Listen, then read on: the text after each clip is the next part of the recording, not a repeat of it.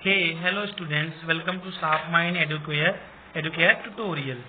So today's video particular for the 9th standard students.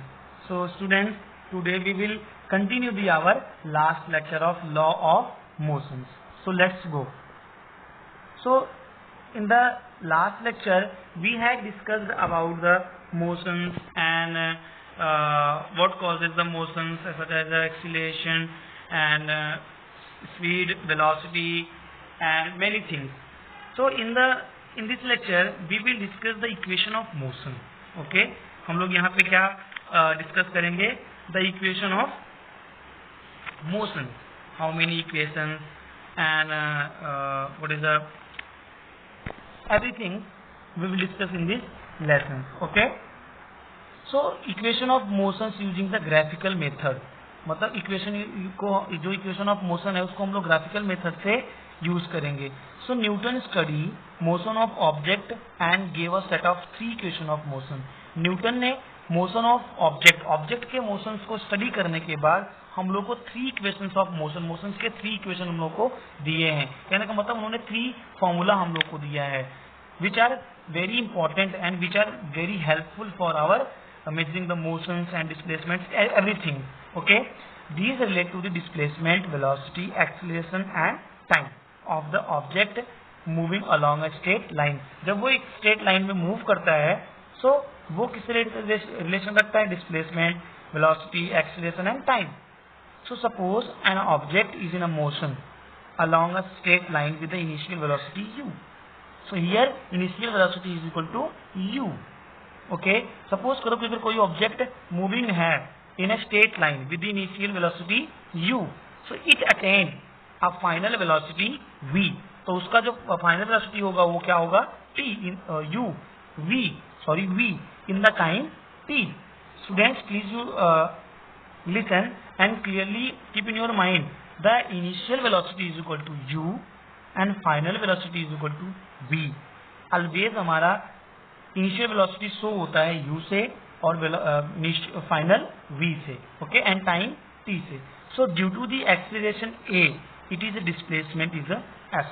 Okay, so the 3 equations of motions can be written as v is equal to u plus at. Here v is equal to final velocity, u is equal to initial velocity plus acceleration plus time. Okay, so this is a relation between velocity and time. यहाँ पे Newton ने क्या show किया है? Relation between velocity with the time. And s is equal to s is a displacement, u is a initial velocity, t time plus half a acceleration t का square. Time को हम लोगों ने यहाँ पे डबल कर दिया. This is a displacement and time relation. यहाँ पे इन्होंने डिस्प्लेसमेंट और टाइम के बीच में रिलेशन को शो किया है. v square equal to u square plus 2as. This is a relation between displacement and velocity. यहाँ पे here the Newton show displacement and velocity is relations. Okay, so let's try to obtain these equations by the graphically method. अब ये 3 equations को हम लोग graphically find out करेंगे कि how they are generate and how they are formed in the. Okay, so equations describe the relation between velocity and time. हम लोग पहले क्या देखेंगे? relation between velocity and time. So velocity and time is the first equation of the motion. ये first equation है of the motion. Okay, so now you have a figure. This is a graph. Okay, this is a graph and this all are motions, displacement and time. So here, so let's go in the graph. So the change in a velocity with the time of a uniform accelerated object. यहाँ पे accelerate क्या है? Object है जो uniformly है. The object start from D point. Here D is here start point D. So हमारा U क्या होगा? D हो जाएगा. So because this is a initial velocity. Okay, U. It is a velocity keep increasing after time t. फिर after time t it reach to point B, और ये after time to be पहुंच जाता है. Okay, सो ये after time क्या पहुंच जाता है, बी पहुंच जाता है. This is a time. Okay, after time के कहाँ जाता है, B. So this is a displacement. Okay, the initial velocity of object is equal to u. So here u is OD. Okay, OD ये initial velocity है. And the final velocity of object is equal to v, जो यहाँ पे ओ सी, ये क्या है, final है, क्योंकि velocity is show here on the y axis we are show the velocity, on the x axis we show the time. So initial velocity हमारी कितनी थी, ओ डी, और फाइनल कितनी हो गई, O C. Okay, so now time कितना लगा, t, means O E. So acceleration is equal to, यानी acceleration a is equal to change in velocity upon time. So the final velocity minus initial velocity. Okay, बड़ा कौन है बच्चों इसमें से, ये फाइनल वाला. सो ऑलवेज ध्यान दो कि फाइनल छोटे में से हम लोग बड़े को सबट्रैक्ट करते हैं. So final is a bigger than initial. So final को हम लोगों ने सबट्रैक्ट किया कहाँ से, इनिशियल में से. So O C upon O C minus O T O D. So O C की वैल्यू कितनी है, v, और ओ डी की वैल्यू कितनी है, O u. So v minus u upon t. Okay, this is a a is equal to v minus u upon t. This is a formula. So here फिर हम लोगों ने यहाँ पे क्या किया, हम लोगों ने यहाँ पे a को t को हम लोगों ने यहाँ से भेज दिया, यानी कि हम लोगों ने a यहाँ पे पहले से ही था, फिर हम लोगों ने t को यहाँ पे बुलाया, और इज इक्वल टू यहाँ पे क्या बचा हमारे पास, v माइनस u. ओके, फिर हम लोगों ने यहाँ से u को यहाँ पे लाया. So a t minus a t plus, यहाँ पे क्या माइनस क्या u है ना, plus u is equal to v हो गया. सो फॉर्मूला हमारा क्या बना, v is equal to u plus a t. Okay, so you understand. So ये go here so the v is equal to at plus u. This is the first equation of the equation of motion. This is the first equation of motion. So students, please learn and practice in your book how they will generate and how they will contain. Okay, now the next through this graph. Okay, so you will, I hope कि आप लोगों को ये बहुत ही अच्छा लगा होगा और समझ में आया होगा. नाउ नेक्स्ट हमारा क्या है, equation describing the relation between displacement and time. अब हम लोग को यहाँ पे एक ग्राफ शो करना था कि डिस्प्लेसमेंट और टाइम को हम लोग देखने थे. तो यहाँ पे बताया गया, let us suppose the object. अपने माइंड में बच्चों या अपने सामने बुक में आप लोग वो फिगर को, ये ग्राफ को सामने रखो. कौन से ग्राफ को बच्चों, ये वाले ग्राफ को अपने सामने रख करके हम लोग को ये वाला इक्वेशन सॉल्व करना है. सो आप लोग प्लीज रखो, let us suppose the object in a uniform acceleration a. Okay, so it has covered the distance s with in the time t. उन्होंने कितना कवर किया, s, कितने टाइम में, t. फ्रॉम द फिगर आप लोग देख ही रहे हो, the distance covered by object during time the t is given by area of quadrangle DOEB. So S is equal to area of quadrangle DOEB. So area of rectangle plus area of triangle. Okay. So S is equal to AE multiplied by OE is equal to half. This is the triangle. Area of triangle का formula है. Okay. So half plus half multiplied by AB multiplied by AD.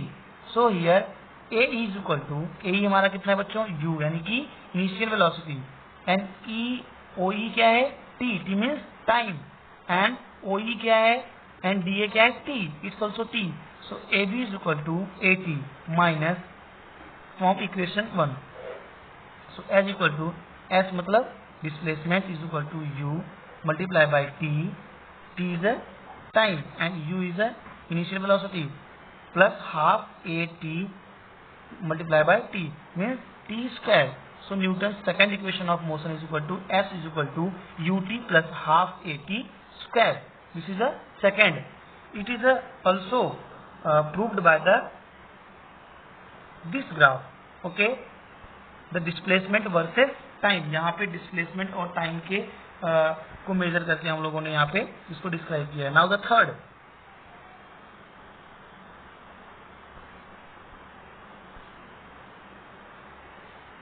okay,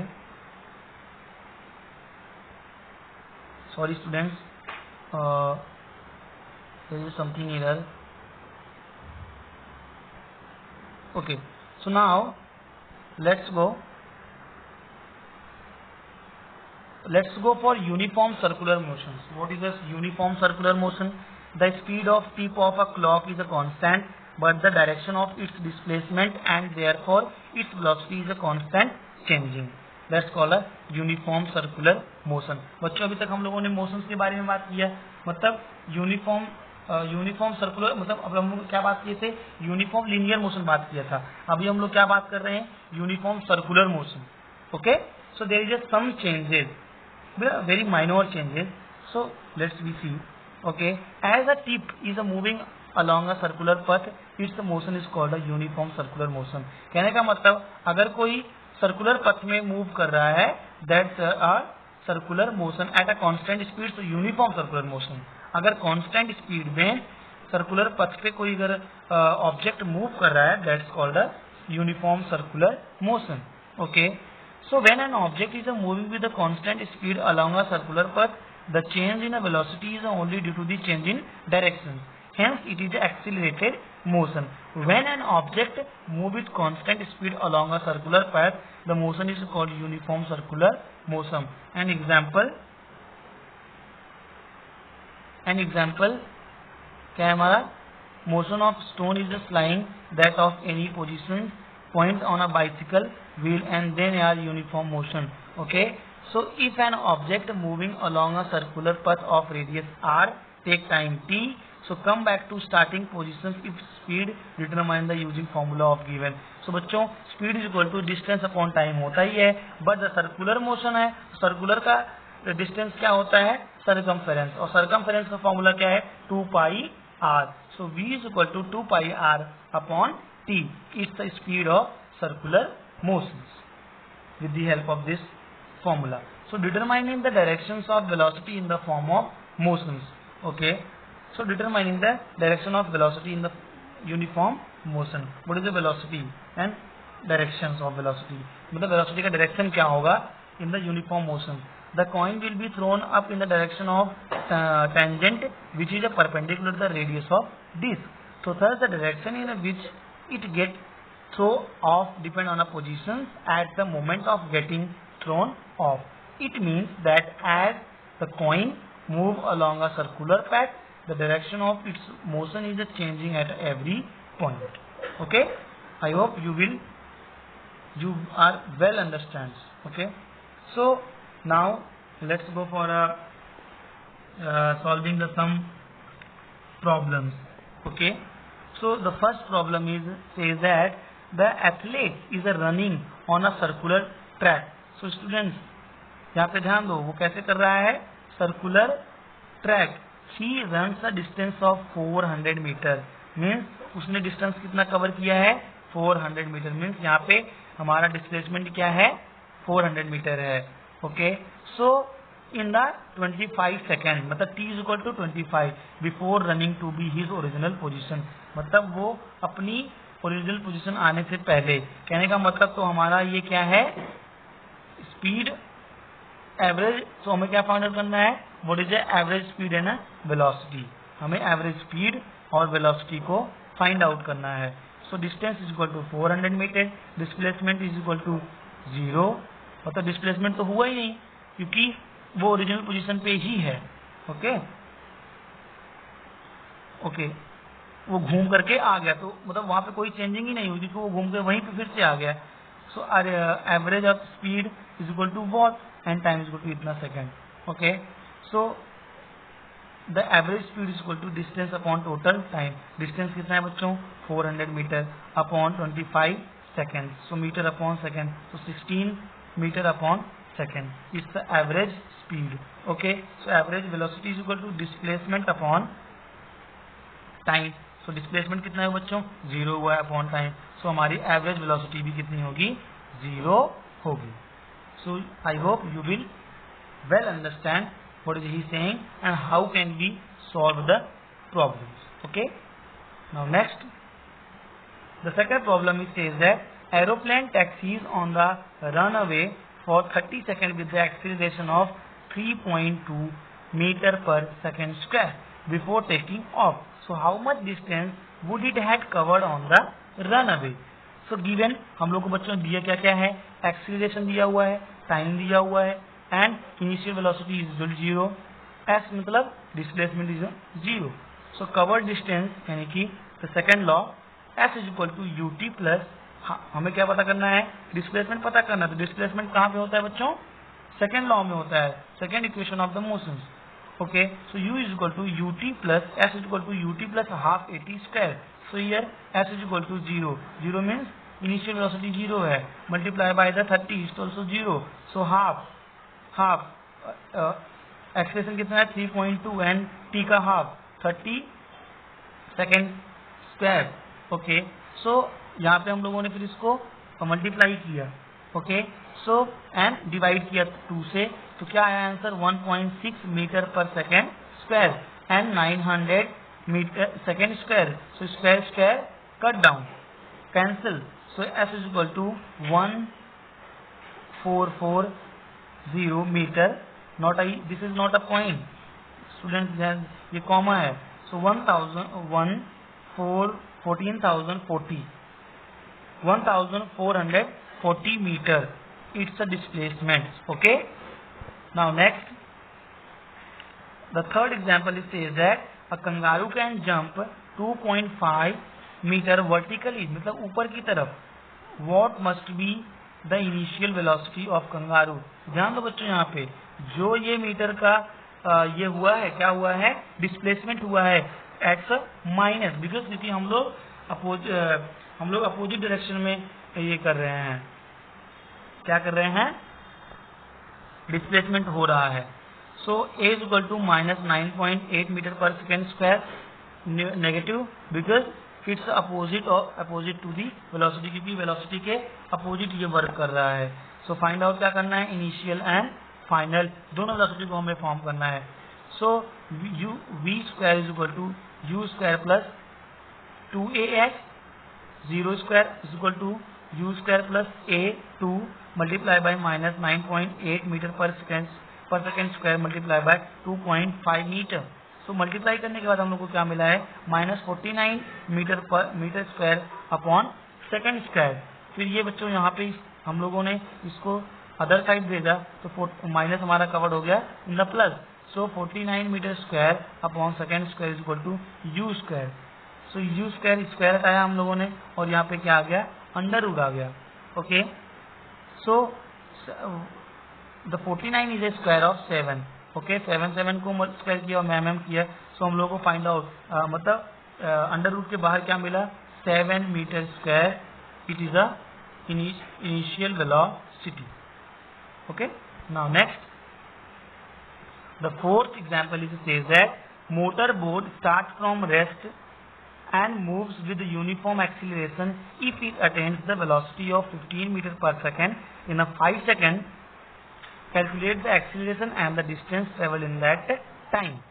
Okay, so the initial velocity is equal to 0, final velocity is equal to 50 meter per second, time is equal to t, means 5 second, acceleration find out. Okay, first equation of motion a is equal to v minus u upon t. So बच्चों यहाँ पे v कितना है, मतलब हमारा final velocity कितनी है, 15 है, minus u means initial velocity is 0 upon 5। So 15 upon 5 metre second square. Okay, so हम लोग की वैल्यू कितनी आई, 3, 5 1 जा 5 एंड 5 3 जा 15। सो 3 मीटर सेकेंड स्क्वायर ये हम लोग को वैल्यू आया, metre per square, sorry metre पर second square. The second equation of motion s is equal to u t plus half a t square. So s is equal to u is equal to 0 and t is equal to 5, but multiply करने पे 0 आएगा, half 3 is the acceleration find out the in the above equation. Okay, from the above equation meter per second square and multiply by the time square हो जाएगा यहाँ पे s square यानी 25 s square cancel by each other and 3/2. So 3 multiplied by 25 is equal to 75 upon 2 and the answer will become 37.5 meter. It is a displacement. Now the Newton's law of motion. Newton's के हम motions को law को पढ़ते हैं. What is the he says that in the motions. Okay, what is the statement of him? A static object doesn't move without the application of force. कोई भी एक जगह पे रुका हुआ ऑब्जेक्ट डजंट मूव, वो मूव नहीं करेगा without application of force, without कोई अप्लाई फोर्स, बिना कोई फोर्स अप्लाई किए कोई भी स्टैटिक ऑब्जेक्ट मूव नहीं कर सकता है. The force which is sufficient to lift a book from table is not sufficient to lift the table. Okay, जो force sufficient for the lift book from the table है force, वही force not sufficient for the lift table. Okay, जो force हम लोग लगा करके book को उठा सकते हैं फ्रॉम द टेबल, वही फोर्स लगा करके हम लोग टेबल को नहीं उठा सकते हैं. सो fruits on a tree fall down when its branches are shaken. Okay, an electric fan keep on rotating for some time even after it's switched off.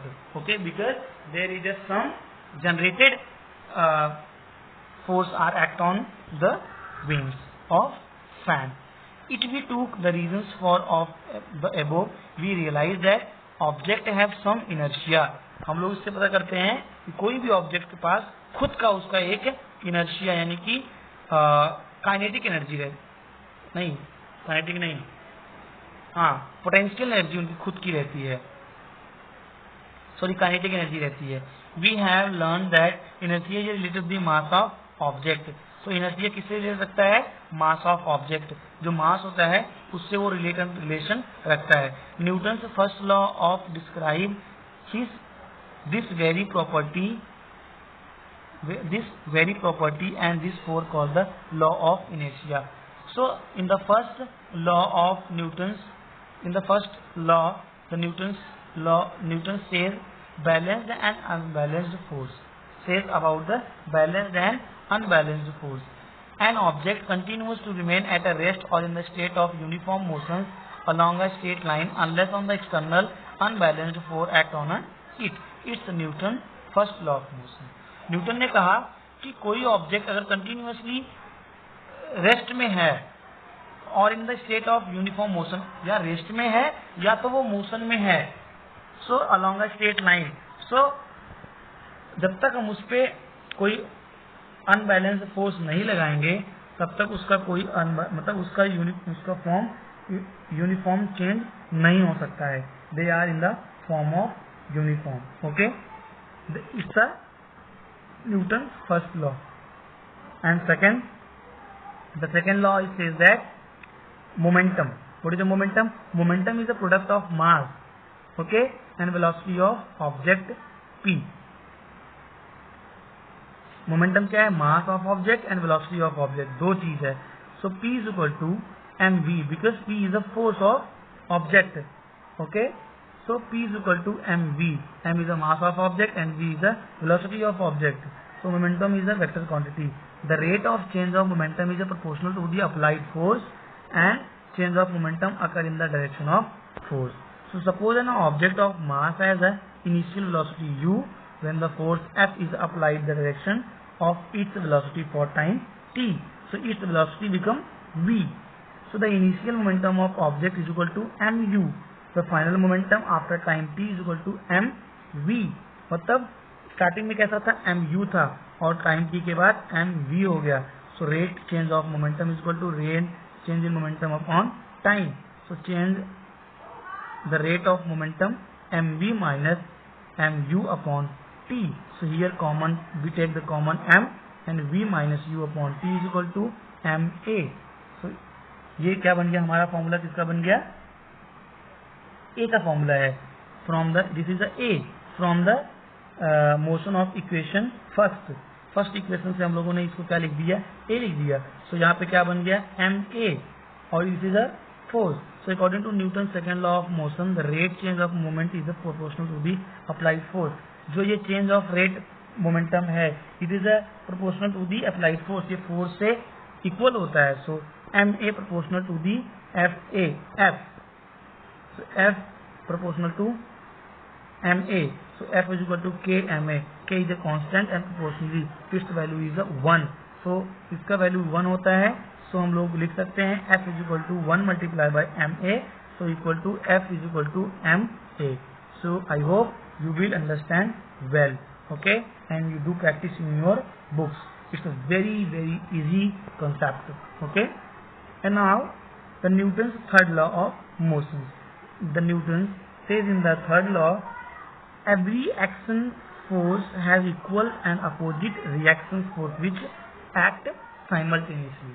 कहने का मतलब ये बच्चों, अगर किसी भी ऑब्जेक्ट पे हम लोग कोई फोर्स लगाते हैं, तो जो हम लोग एक फोर्स फील करते हैं वो फोर्स इक्वल टू दी होता है वो ऑब्जेक्ट भी हमारे ऊपर कोई फोर्स लगा रहा है.